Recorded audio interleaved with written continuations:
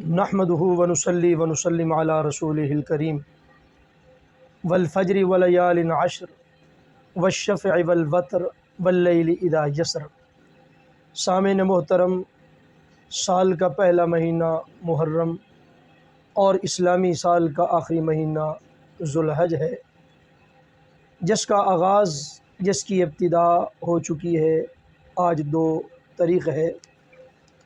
10 ایام کی فضیلت بیان کرنے ہم جا رہے ہیں۔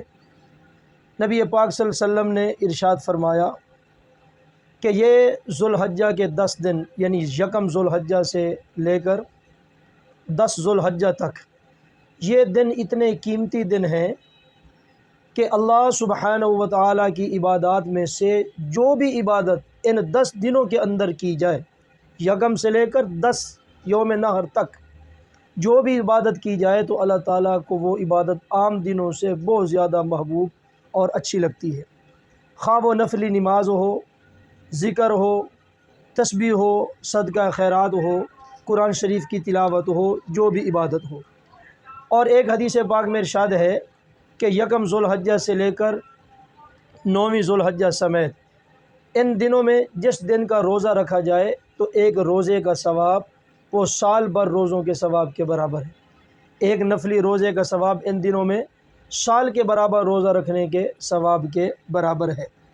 اور اللہ کے نبی نے یہ بھی ارشاد فرمایا کہ جو آدمی عرفہ کے دن یعنی 9 ذوالحجہ کو روزہ رکھے گا، امید ہے کہ اس آدمی کو 2 سال کا ثواب ملے گا، 2 سال کے گناہ جو ہے اس کے معاف ہو جائیں گے۔